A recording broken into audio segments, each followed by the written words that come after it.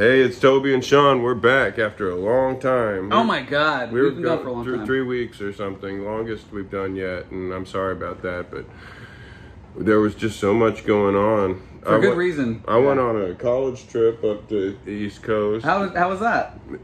Good. Went to Boston, Syracuse, Middletown, Connecticut, and it was cool. Got some winter weather, and then I came back and attended a show that we were both at.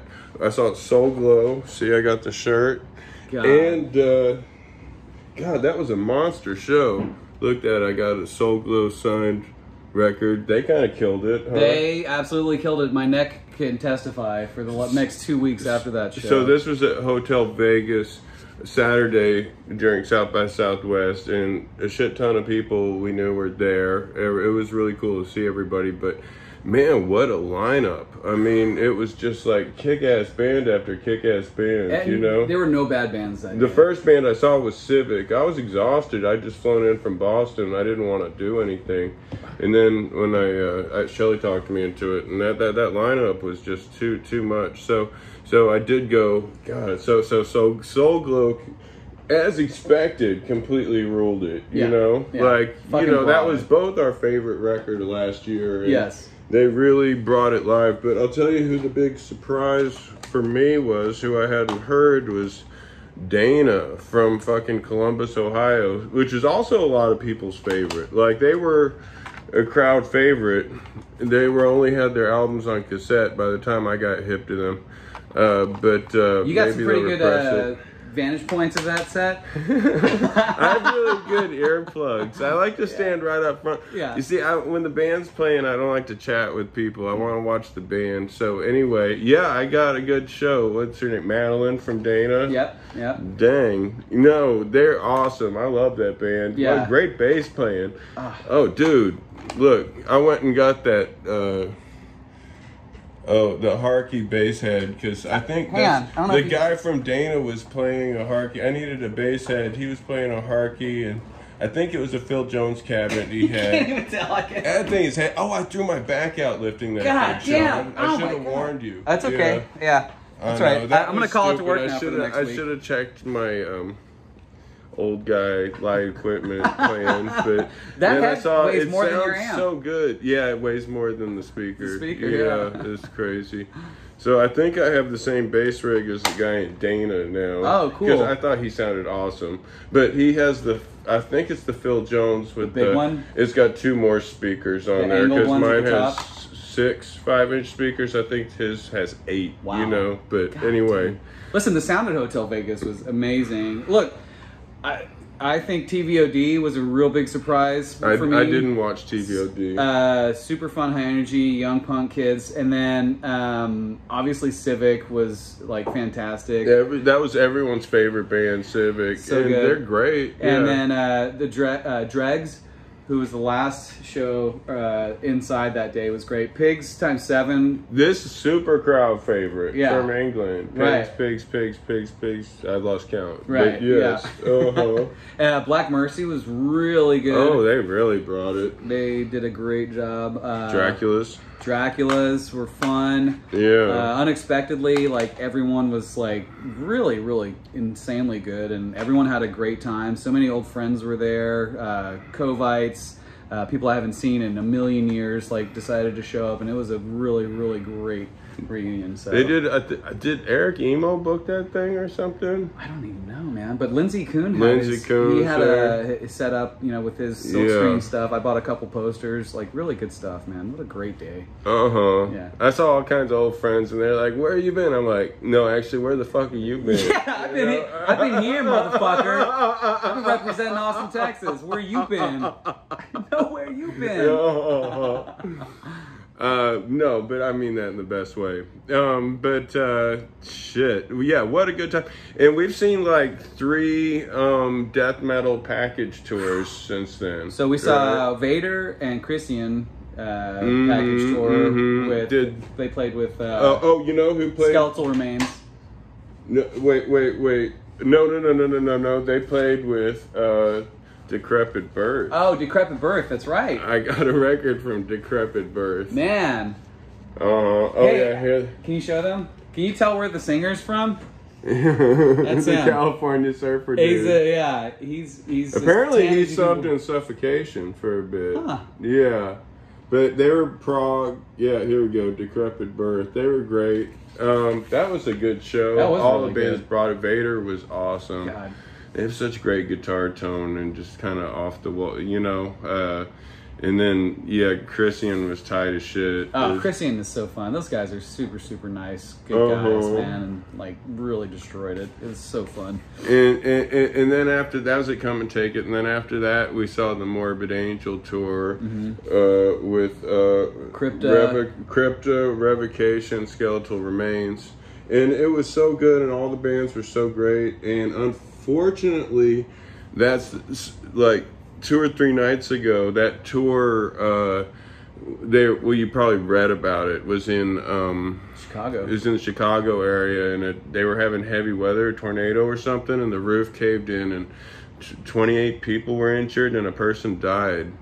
And so they have GoFundMes for, I know a woman who was hurt really badly, and the guy who died, who was there with his son, you know. And his son, I mean, looks old. It sucks. It's just a shitty situation.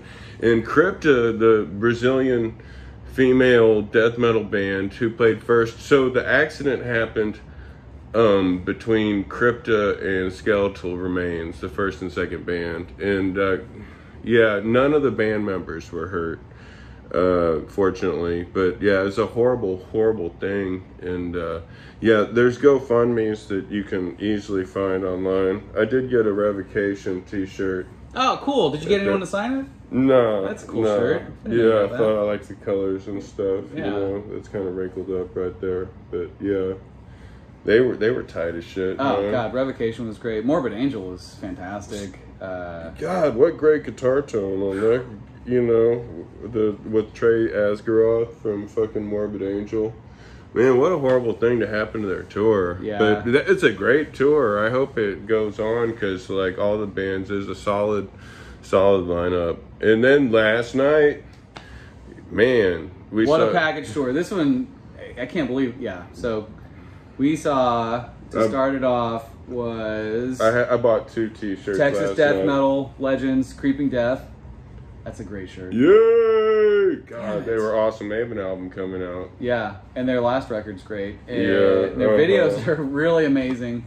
Creeping Death. What's that new song they have a video for? Intestinal Rap. That song ripped it live. Dude, it was so good, and the video's even better. It's like this, it's like medieval times, and this like warrior princess is on the hunt for like this black magician, black magic person, and then like she finds them in a castle, and then like captures the king and then this black magician, and like fucking tortures them and wraps them in their own intestines. Sorry to ruin the interview, or sorry to ruin the video. It's spoiler. You'll never spoiler. make it to the end of the song. All 2.5 minutes of it. But anyway, but they brought it, and then after Creeping Death, we saw Sacred Reich. They ripped it. Holy shit! I met Dave, the drummer, who was also in S.A. Slayer. And yeah, both the lead guitar player and the drummer spent a lot of time in Machine Head, but they're back to their thrash band. They've both previously been in Sacred Reich, and those guys for me were the surprise of the day. God, I mean, so good, man. I didn't know they sounded amazing. Yeah, yeah. God, Dave McClain, yeah, for S.A. Slayer, huh? Man, dude, that guy, that's legit. And then Municipal Waste. What do you think about Municipal Waste? Municipal Waste always bring it. And of all the bands, I've seen them the most, and they tour so much, and they're great. They did not play my very favorite song of theirs, which is "Werewolves of Chernobyl." But man, they're a crowd favorite, and then yeah, what did you think of Municipal Waste? I like them. Like, look, I haven't seen them a bunch or listened to them a whole lot, other than like maybe the past couple of years. So, but I tell you what, though, they've got a really, really like legion of fans. They're a fan completely favorite, dedicated. a kid favorite. They sold the most merch. All the kids that were standing around me, like, sang all the songs. They knew them all. It was really fun. And listen, like I was telling Toby this, like the Municipal Waste, for as much as they tour, man, they are still fully invested in their shows and like they're great. are smiling they and are having a great time. They're and very like, consistent band. very jovial and like made everyone feel great. Like everyone had a fantastic time.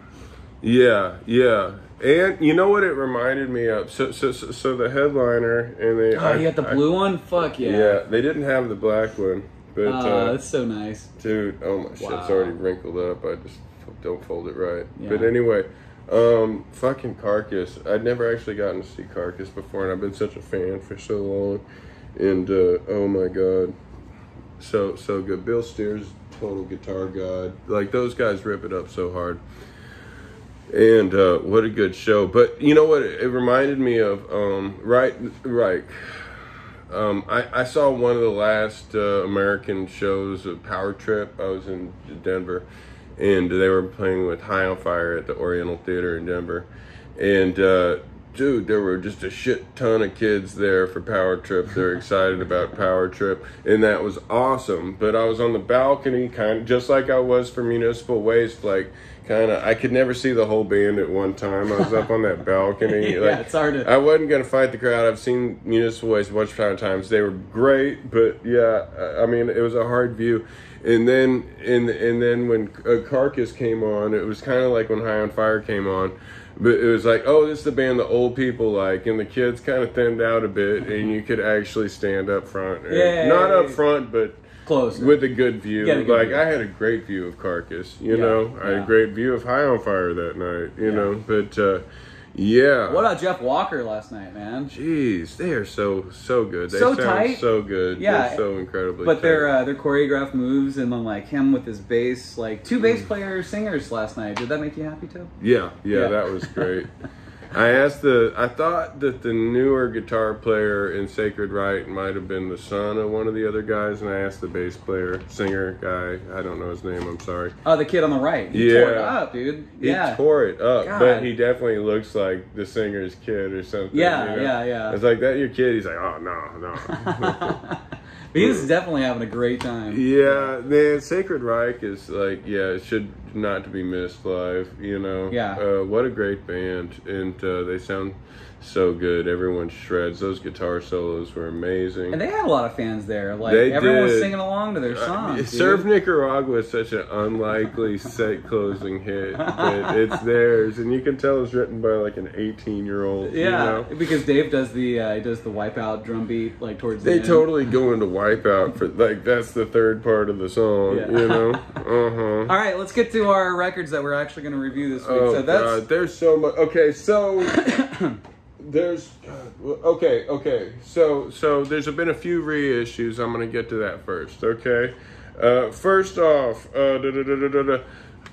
both of us like this one a lot. Impaler, Charnel Deity. Yeah. This is a reissue from 1992, and I did not know about this band, but this is some classic old school death metal, and you should totally check this out. I've been listening to this at work, and it's totally awesome. Dude, yeah. And so that's been reissued, and you can get it really cheap on Peaceville Records right now. So Impaler, Charnel Deity. What? They're from Warwickshire, England? Warwickshire, England. And they started off in 1988 as Carnage, and then they changed their name to Impaler. But you know what? Like, you have the CD, but I didn't, and so I had a hard time finding this record. It's not on Spotify. Really? Yeah, you can listen to it on YouTube, but the band that is on Spotify is the Minnesota Impaler. There's another Impaler out there. Right. That's why I wanted to point out that these guys are from Warwickshire, England. Yeah. And so they're formed under the name of Carnage in '88 before changing their name. And Charnel Deity was the only full-length album released by them. But it's grown over the years and is to be considered an underrated and often overlooked lost classic from the 90s. So it's great. It rips. Totally rips. Yeah, it's so good. So yeah, I mean, it kind of is so old school death metal. You're gonna want to check it out. Okay, so a lot of people know about this band, but a lot of people don't. Tales of Terror was just reissued, and you know what? Tales of Terror is I'm gonna say Sacramento's version of Poison 13. You know, it's like a bluesy rock band that ended way too soon. They had a tragic end, And this is a classic album that maybe a lot of people haven't heard, and it's now widely available, and you should pick it up.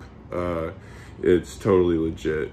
All right. Where are they from? Sacramento. Sacramento, that's right. Yeah. And this record, Blast, Manic Ride by Blast. They apparently recorded this in '89 with Black Flag's producer, trying to get a Black Flag thing. Anyway, this is like, I love Black Flag so much. This is a goddamn style parody of like Slip It In, Loose Nut era Black Flag, like down to the intros, to the bizarre, weirdly dated production. You know how Black Flag has, I mean, those records are awesome, but you don't be like, I want this record to sound like Loose Nut. No, you don't. You know, that's such a weird production. But these guys did say that. These guys did want their album to sound like Slip It In or Loose Nut. And these guys used to be fair, they used to open for Black Flag a lot. But yeah, if you want, like, I mean, I'm talking Rollins era Black Flag, this is, they really bring it. Like the band we talked about that was like the total Dio Sabbath band. Yeah. I'm forgetting. But this is the same, like, they've got it down. Yeah. Like, yeah, next best thing, I guess. Blast, yeah. Wow. Did Spot produce this or something, or record it? God, who did they record it with? It's on Southern Lord Records. No Spot. Rest in peace, not on this. Yeah. But I don't... Cool. Jeez. Yeah. But, no, gotta hear Tales of Terror. Everyone I know should own this album. Tales of Terror. Okay, so... Moving on. Okay, Willie put out his 100th album or whatever. This is his 700th album. I don't know a thing about Love, the songs of someone. The songwriter. He's Harlan Howard. Harlan Howard. Now, a lot of these songs have been recorded. There's some standards on there. Tiger by the Tail. I mean, all those, Willie is busted, like songs we all know, but I'll tell you what, it sounds awesome. Willie sounds awesome. The band's great. The production is perfect. Totally enjoyable. No new ground broken, but I'll celebrate almost every Willie album I can get my hands on. God, and his voice is so fantastic, man. It's and not giving playing, out. Yeah, everyone's playing is just phenomenal. So I guess the story behind it is Harlan Howard gave Willie Nelson his first solo job, or his first job as a songwriter for the publishing company Panther Music. And the album was produced by Buddy Cannon, and it features cover art drawn by Willie Nelson's son. So that cover art was by Nelson's son. But anyway, and he sounds like what's it, Lucas Nelson? Mm-hmm. Yeah, I like it when Willie has him on a record and they harmonize together. It sounds like Willie harmonizing with himself. Yeah. And this record was released on March 3rd, 2023, and it was the 21st anniversary of Harlan Howard's death. Oh. So a little bit more significance there. But man, what a fun time, dude. Like, I want to see Willie. He's playing this weekend in New Braunfels with ZZ Top. It's already sold out, 2 nights. ZZ Top and Willie Nelson in New Braunfels. Okay, so, I could throw a rock at the Moody Center, and they had the Country Music Awards there, 2 nights ago, and, every time I looked there, it wasn't just country music, Billy Gibbons was there, and the Leonard Skinner, and I don't know, God, it just seemed like everyone, it's I think they're trying to move it to the Moody Center. I was like, that's just there were more celebrities next door than I could think of would ever be in one place. A lot of them I don't like. Who, Jelly Bean? Do you know who that is? No. Anyway, he seemed to be on this. Anyway, he's like the country.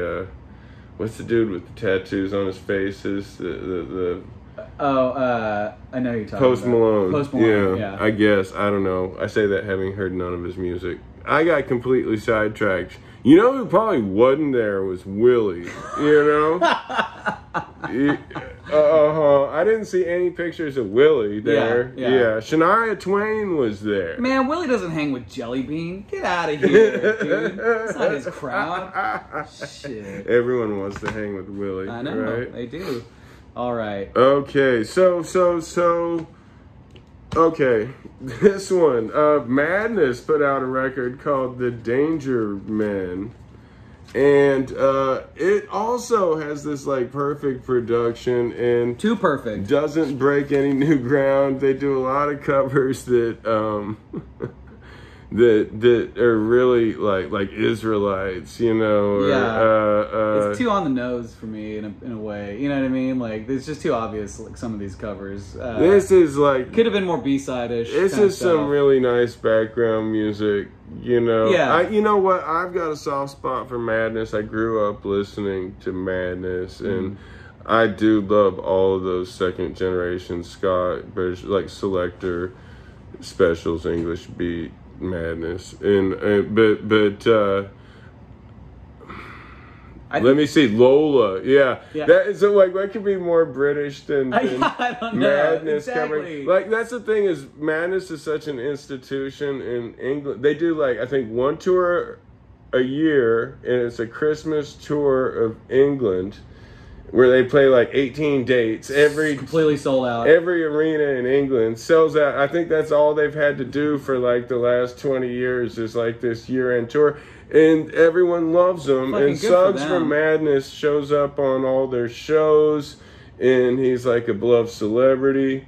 And I'm jealous because I wish Madness was our hometown celebrities. But they're not Texan at all. They're very British, you know.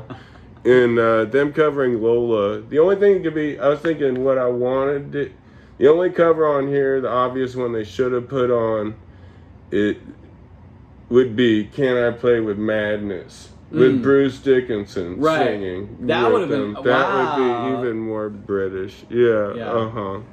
So anyway, here we go. Madness, the Dangerman Sessions. It's but I love Madness. Yeah, you know? yeah, it's exactly.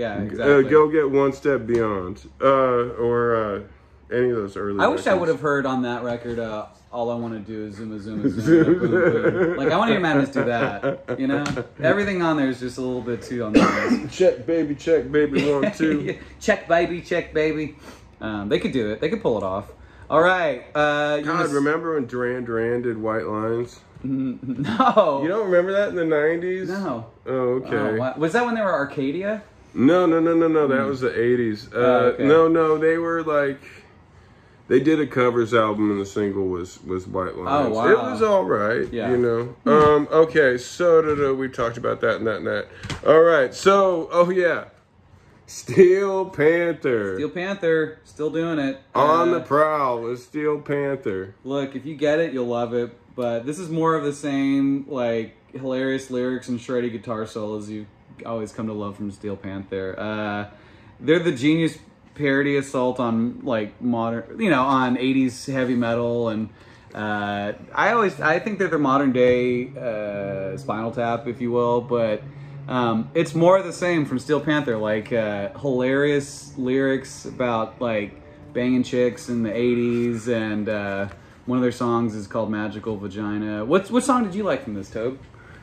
Oh boy. I friends with fear of being benefits. canceled. Yeah. Okay, I'm just like, this is the last one I listened to. I like I hear Steel Panther and part of me wants to groan, and then I put it on. And it's like their mastery of the stylistic nuances of the genre are just impeccable.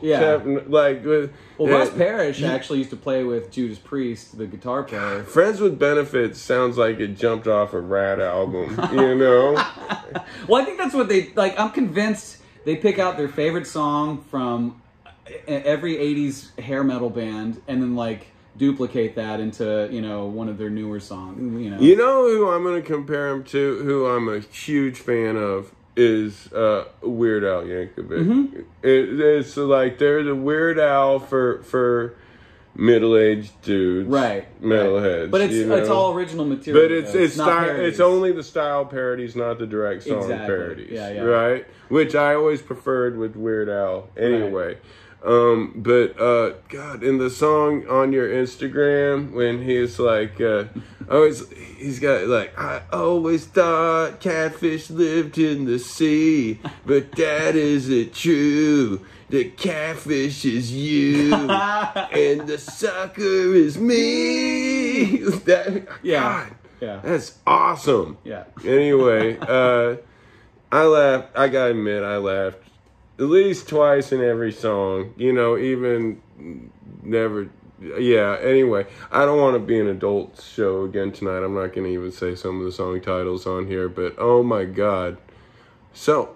It's funny. It's a good time. These guys do a great job. And you keep thinking it's going to fall flat. I think I said this about Municipal Waste. Like, you keep thinking this act is going to fall flat on the next release. But it keeps getting stronger. It's crazy. It keeps picking up more steam somehow. They somehow kept it fresh. I've seen Steel Panther. You've seen him. Sean's a big fan. I've seen him twice. He knows all their stuff. But let me tell you, twice is enough. I don't need to see them anymore. I get the shtick. I actually saw them for the first time in LA when I auditioned for. But they weren't called Steel Panther. They were called Metal Shop, and they were really good as Metal Shop.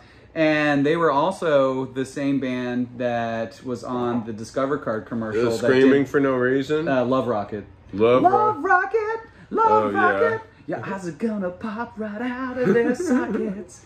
One of those, was it Torture Kitty? What was that? Danger Kitty. Danger Kitty. Did they have Screaming for No Reason? I think so, yeah. What commercial was that? I don't know. I know they did Love Rocket. Screaming for No Reason! It might have been Discover also. Yeah. It was obviously Screaming for Vengeance. Yes. Uh-huh. Anyway, but funny stuff. Good old Steel Panther. But check them out if you've never seen them. It's a hilarious live show. So, really good. And Michael Starr, the singer, does the best David Lee Roth impression you've ever heard. He can even do like the screams, like the high-pitched howl screams that David Lee Roth does. Even better than Roth can do. I know Roth can't even do that anymore. When they were Metal Shop, I think they had a club act that did like Monday nights in LA that was sold out every week for years. Right. And I know that like it was big news when like he bought a house in the Hollywood Hills based on like money he made from his weekly club gig, that was that sold out every week, Good for Michael Starr. Yeah, That's hilarious. All right, it looks like we're going back to England either way we go, so you can choose. They're Swedish. Oh, they are Swedish. Shit, sorry. Yeah. Well, let's detour there. Okay, Darkthrone put out this new album called Goat Lord Original. And so this is the incomplete second album that they were gonna put out before they became a duo. Mm-hmm. Say something about it while I cough. Okay. This is an instrumental rehearsal demo recorded in late 90 and early 91 and released on CD as an album by Moonfog in 96. Then vocals were overdubbed by Fenriz in 94. This was remastered. There's no as vocals Goat on this. And they weren't called, they weren't called, they were already called Darkthrone, right? No? Let's see. No, the recording was remastered as Goat Lord. Anyway, the record didn't have a title until it was remastered. So they were a 4-piece here. So okay, I like this album a lot. I'm going to say this. I buy every Darkthrone record that comes out. This is probably the least essential release they've put out in the last 15 years, but it's totally worthwhile and it's of interest to Darkthrone fans. But it's all instrumental. They had a bass player back then that is like, they've had, Nocturno Culto playing guitar and bass for so long that it's cool to hear them with like a bass player that's got his own thing going on. Dag Nilsson played bass on this record, and Zephyrus played rhythm guitar, and Satire did backing vocals. But Fenriz and Nocturno are the two that still remain. It's only been those two guys forever. Right. So this is before that. And they were coming out of being a death metal band, and it's before they became black metal, So It's interesting. It reminds me of the old Austin band Uglor. That's what it reminds. It's like an instrumental metal band with kick-ass riffs. It's just waiting for someone to start singing at some point. Right. You know? Right. But I've listened to it a bunch. I put it on while I'm zoning out, trying to go to sleep. That's the perfect time to listen to this. You know, Yeah. It's pretty droning, and it's pretty. You know, you can tell that it was recorded in the early '90s, but it's still great, man. It's great. Yeah. It's great. The riffs are all there. Yeah. And they wouldn't have re-released this if I didn't think it was worth its weight. But I enjoyed it. Again, like Toby said, this is completely non-essential Darkthrone, but you won't hate it. but if you're a Darkthrone super fan, I mean completist like me, you'll want it. Yeah, but it's kind of like the outtakes, you know? Yeah. But that being said, it's some awesome outtakes. Okay. Speaking of outtakes, okay, so Motorhead. Okay, so seriously, Bad Magic. Their last album, Bad Magic, and they put out the deluxe version of it with all the songs. So basically, the other songs on this, or they later on, some of the last stuff Lemmy did, the cover of Heroes, and their cover of Sympathy for the Devil. You know, there was like a covers EP album that came out at some point, but that was the same sessions. And In 2016? yeah, I forget when that came out. That's cool. I never listened to it. As much as like you don't want to hear a cover of Heroes, it's actually really good, right. You know. Or Sympathy for the Devil. Does that like? Guess what? We did a cover of Sympathy for the Devil. Oh, yeah. Boo. Well, yeah, it's like Madness covering fucking Lola, you know? Yeah, or Israelites, but you know what? Like, it's actually good. Yeah, it works. You know, it worked. Yeah. So, you know what's weird? Like when old guys do covers, and it's like it means something different to them because they remember when it came out. Sure. You know. Yeah. Who the fuck are we to say that they shouldn't be doing these covers? Yeah. It impressed them in a whole different way in time. Yeah. You know, like what an asshole I am to like criticize their fucking. Lemmy desire. doing Heroes sounds good. Yeah. Yeah. So and Sympathy for the Devil. I really like the album Bad Magic. I like the second classic Motorhead trio, you know, Mickey D and Filthy Animal Taylor. Yeah. Oh yeah, Phil Taylor. Mm-hmm. Yeah. I love those records. Aftershock, Motorizer. I think they were on a run. I mean, a lot of those records are like interchangeable. With the songs are with each other, but man, they're solid. They're all really consistent. You gave me a copy of that Bad Magic when you visited me in Houston. Sacrifice, yeah. Yeah, it's a great record, man. Yeah. It's really good. It really is. What a great one to go out on.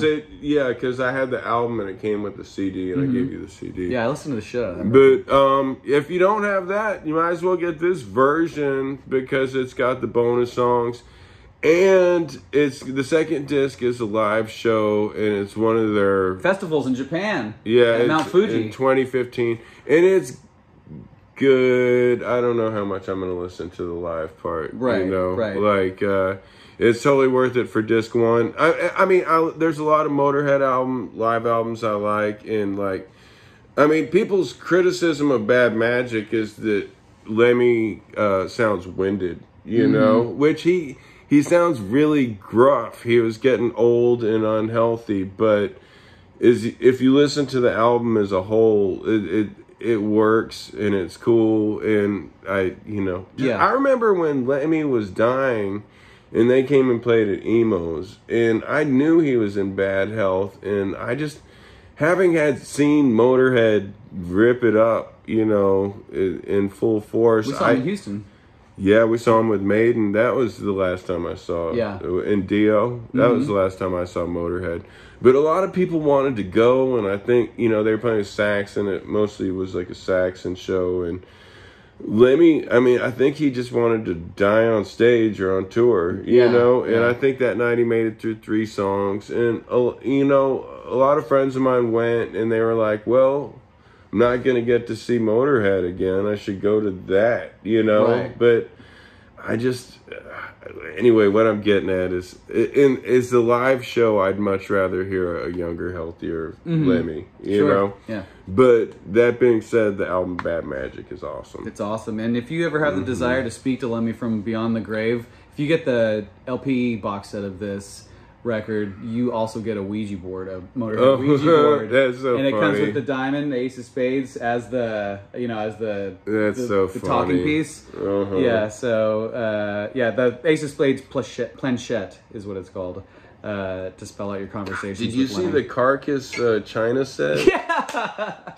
For Carcass had a $150 7-piece China set for sale at their merch table. It was a plate with torn arteries, with the torn arteries logo, and then like I couldn't tell if the cutlery had their embossed names on it, but it was. I mean, cool. I feel like pimping that I bought 4 T-shirts in the last month, but man, the China set. Wouldn't that have been a great gift? Yeah, man, yeah, it's a perfect gift for a lot of people. Yeah, shit. Man, I should have bought one. That's some merch, huh? Yeah, that's almost as good as the Buzzcocks coffee mug I bought in the late '90s that I had forever until it broke. But yeah, that great box set. You know what I thought of when I saw that was the movie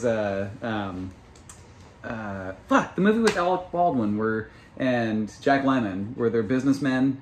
Glenn Ross, yeah, and he's like, first prize gets a brand new car. Second prize, you know what you get? Box of cutlery, you know. I was thinking, oh man, that'd be so. In third place, you're fired. Third place, you're fired. Yeah. Third place, you're fired. Yep. His opening monologue in that is like, "You want to be a good fucking dad? Get the fuck out of here." Yeah. Go home and play with your kids. Get the fuck out of here. It's so good. Yeah. Coffee's for the closers. ABC of real estate. Always be closing. Yeah. Or on SNL, always be cobbling. Because he goes and yells at the cobbler, Santa's elf. Yeah. Before we get to the last thing, there's some local releases. Walter Daniels from Death to Texas. It's got cool artwork by Art Chantry. Thanks for bringing back Art Chantry to some record I have, Walter. This sounds great. It's a great bluesy record, great playing on it. They do Jeffrey Lee Pierce, Gun Club from Gun Club cover. And it's got a lot of good playing. Mike Buck from Leroy Brothers and the original Fabulous Thunderbird shows up on drums. Teddy Roddy shows up on harmonica, dueling harmonicas with Walter. So there's some great blues playing on here. It's a bluesy blues rock record, and on Space Case Records from Death to Texas. You should definitely pick this one up, Walter Daniels. All right. The next one is John Paul's Bon Mots. That means good voice, right? Mm-hmm. Okay. You speak French? Oui. Oui? Yeah. So this is a jangly, catchy record. It features Mark Fagan. I got to show you something I have. Will you hold this up?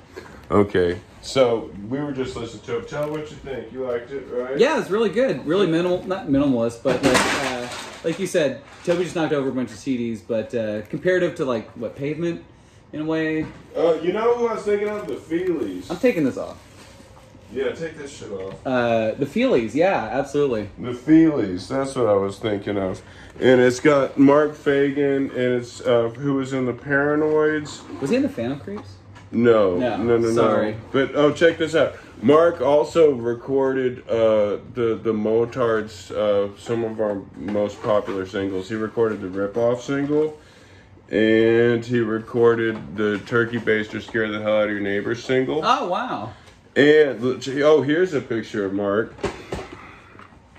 The original Crying Out Loud's demo. Wow. I'm a bloodhound, baby. Mark Fagan. Yeah. Yay. Awesome. Oh, and there's his 6-track. You can see on it that he recorded all that stuff on.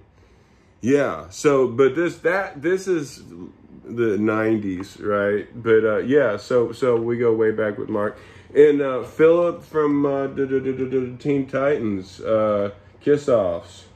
Is also in this band. Nice. But it's female vocals, and it's got some really catchy tunes on it. And yeah, I'd like to see them with Wes, you know. Oh, that'd Wes be a great show. Yeah. The Stairs, you know. Like Austin has a great tradition of jangly rock, you know, and this is in that tradition. That'd be a great lineup. Some local badasses. Cool. Okay. Oh, here's a bit. So I played a couple shows, and we played the Parlor with Suckling. Yardwork played with Suckling and Toxic Water, and that was really good. And Toxic Water hadn't played out in like 3.5 years. So Suckling has my old buddy Win Wallace, who's a great artist, and he, you know, this is very Win. Win did this actually, classic Win style. And Brett Bradford from Scratch Acid, and this is Austin has like a tradition. I call it free rock. You know, like like Ed Hall, Squat Thrust, just weirdo rock. And this is totally in that tradition. Now Scratch Acid would be in there, you know. I mean, they were pretty technical, but you can hear that cool jangly guitar thing that Brett does that, you know, jumped right off their records. Now what makes this different is that Ezra, the singer, plays organ. So there's an organ on it that, like, it's like a Blind Faith record, you know. It gives it a Uriah Heep record. It's pretty rockin' record. It was cool to play with them, and you should definitely check out the Suckling album. They were great live, and they do a Stranglers cover, Duchess. Oh, cool. Anyway, I caught them with Tia Carrera and Black Mercy at Nomad. Oh, really? Yeah, that was awesome. A great show. Yeah. Wynn's a great bass player. So he was in Gorge Falk. Yeah. Gorge Falk was Wynn's band. Oh, okay. I mean, I don't mean to piss off everybody else in Gorge Falk, but like their first album, like he wrote everything on that, and like it was his idea, you know. Mm-hmm. And yeah, I love his bass playing, and so there's a lot of good playing on this too. Awesome. You know? Yeah, check out Suckling. All right. I want to see them with We Are the Asteroid. I'd like to see them with that would be awesome. Yeah. That would be awesome. Okay, so the hippest release we're going to talk about is the new Sleaford Mods album, UK Grim. From Nottingham, England, these guys been out since 2007. Post-punk, rap punk, electro-punk, 12th studio album. But yeah, hopefully you've heard of them before that. But wow, what do you think of these guys, Toby? I love Sleaford Mods. I'm gonna say both of their last two albums have been in like my top 5. Mm-hmm. I don't think this album is as good as their last two albums. Right. Like it just feels, to me, this album feels like it doesn't have any of the immediately catchy hits on it. It's very like dour, it's downbeat, and there's not a lot of catchy choruses. Mm-hmm. Like if I was the A&R guy, I would have been like, "You guys have a hit. Go do another song with, you know, Gwen Stefani or something." I like your A&R guy's voice. You guys have a hit. Yeah, hit. Yeah, cigar. But I mean, people like it. I'm always wrong on this shit. It'll probably be their most popular album, but you like it a lot more than I do, right? I don't know, man. Like I agree though. After listening to their last 2 records, it's not as witty. You know, like Jason Williamson's, you know, I do love his, like, commentary on unemployment. I mean, it's like blue-collar minimalist rap, right? Like working-class rap. Eaten Alive, their album 2 albums ago, I think it was my album of the year. Right. You know? Right. This, you know what it is on this? And I think it's kind of the same argument that you had with the last Animal and the Sniffers and the reason why you didn't like it. Because it wasn't as fun, and the lyrics weren't as, like, you know, like, I won't say punk, but they weren't as a good time as like their previous records, you know, like what really made people like them, you know, like Amy's first like songs are all about like good times at the pub, almost like the Chats, there's right? nothing as catchy on this album as the song that she's on the album before it. Right. You know? This is Nudge It. There's nothing like that on here. Right. There's nothing like Mork and Mindy on here. Right. You know? Right, yeah. All the stuff that got them to this point. Like they're both. I mean, I didn't go much further back than that, but they always had songs that were like immediately catchy choruses and stuff like that. And witty as shit, like and really hilarious. This does it. Yeah. You know? The only like comparison, like James Williamson always makes like the best comparisons to like pop culture and putting down capitalism and society. In general. But like he makes a throwback to like Fred Dibna and Fred Dibna is an old, like one of the last steeplejacks. If you don't know who Fred Dibna is, he's one of the last steeplejacks in the UK. And there's a shit ton of video. What's a steeplejack? He's a person that cleans and dismantles chimneys all throughout. Yeah. And these are like 200-300 foot chimneys that Fred Dibna would work on. And there's a whole PBS special, PBS England, that was done on him, and it's a series. And it starts off being like the most dangerous job in the world, and they can't believe he's still doing it. But B, like Fred's a real fucking working class guy, straight shooter, shoots from the hip, kind of like tells you how it is and how it's always been since back in the day. Anyway, but like what I'm trying to get to is like the record starts off with UK Grim, which is the best song on the whole record, and then kind of slowly just fades it down. And a lot of the wittiness that you've come to like with Sleaford mods just isn't there in a lot of these songs, but still not a horrible record by any means. But I was thinking, because I saw live footage of them doing a festival show off like their last album where they did like the entire album, and it was cool, but man, if I saw them live and they did this album in its entirety, it would not be cool. Yeah. The odd thing is so Perry Farrell, what the fuck ever. He's on one of these songs also. I think it's called So Trendy, but I was listening. So they've got videos for this album. Let me tell you what they are real quick. They've got So Trendy, Force 10 from Navarone, and UK Grim. But So Trendy features Perry Farrell, and Perry Farrell, for whatever reason, sings exactly like Jason Williamson in the video. So Toby even, like, when I told I've Toby... heard the album, it was in my deck. Yeah. In my car for a week. You can't even tell that Perry Farrell is singing on this, because he mimics James Williamson's voice, like, to anyway, it's almost like, why even? But, but yeah, Andrew Firm, like, man, you can come, I don't know. I'm no fucking electronic artist at all, but, I agree. I think he probably could have come up. The A&I guy should have pushed him to write some more. Like there could have been some singles on here. Yeah, I do like it. Yeah. So anyway, I still like them, but this is the weakest of the last three records. So, what do we have for our winners? You know what we didn't talk about? Dickies? The Dickies. Oh my god. Well, I would say that this is probably one of the winners. Yeah. This is such a good so this is a bunch of like demos and like unreleased tracks that you've all heard before, but live demos, unreleased, a lot of songs you might know from the Dickies. And I had the early Dickies stuff when they were on whatever like major label, and they were on all these samplers and stuff and all that stuff. You Drive Me AP, Big Gorilla, and Hideous. All those songs are classic and they're awesome. Love the Dickies. But as I listen to their later albums, their lesser known albums, they're really good. Like I didn't know that their later stuff would be as strong as it is. Like the album, what's it called, Idiot Savant, is awesome. It came out in '93. Anyway, so, so one thing I didn't realize when I first knew the song is their theme song to Toxic Avenger. Dude, they completely ripped off, and they kind of allude to it.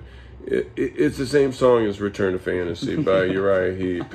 Like, it's a total Uriah Heep ripoff, but they were like, They say something about Uriah Heep when they do the live version of it, but yeah, they obviously know it is. But yeah, it's got their versions of Paranoid Banana Split song, something called Blink 183, I'm Leonard, Monster Mash, So I'm on crack, which, man, talk about just telling it straight up how it is. Like, right?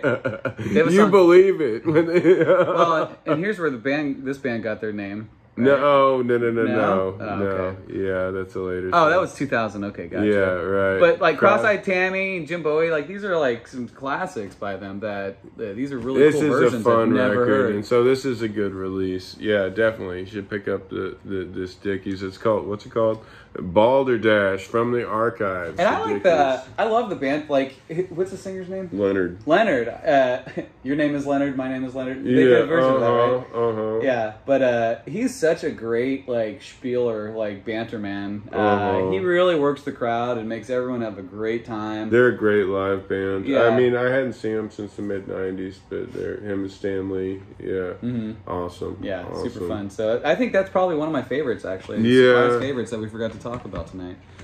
Yeah, didn't forget. Totally. Almost and forgot. you know, I gotta say, if I'm curating your collection, this has to be in it. Tales of Terror, nothing new, old stuff. This might be so old news for you, but if it's not, you should get it because it's been reissued and it's available for very cheap. The Tales of Terror album. Yeah. All right, so that's it. I made a super mess over there that you're about to see, but when I went and grabbed the Mark Fagan tape. So we'll be back. It won't be nearly as long. Oh my God. So yeah, watch the other one where we interviewed the wrestler. Yeah, we interview Ollie. Well, you're going to see it before. We're going to go airs some anyway. wrestling, but I wish we would have kept the camera on because we just wound up talking like random wrestling history with this guy, and he's like in his 20s, but I guess he's been all up in YouTube watching everybody from the past because he sure knows his wrestling history. Yeah, you he know? really knew his wrestling like history. Anything I brought up, he knew all about it. Yeah, you know? Yeah.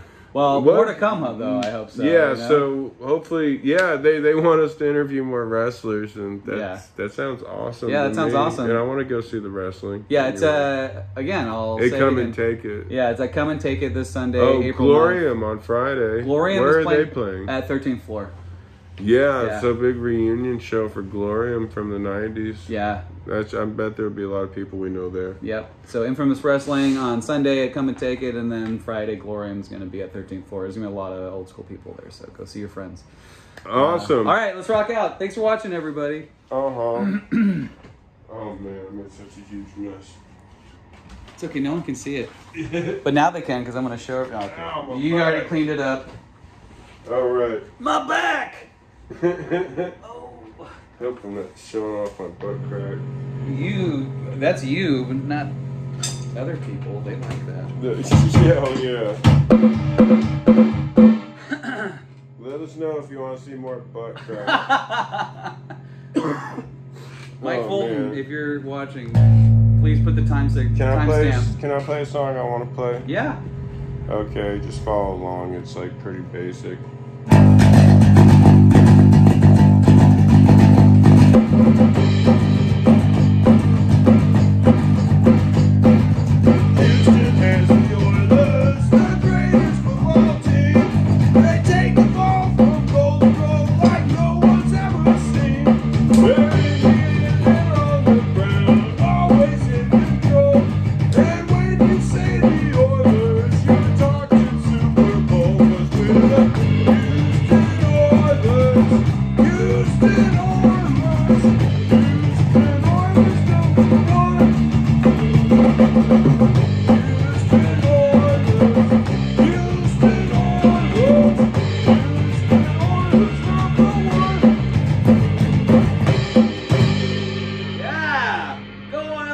All right. Thank you very much. See you next time.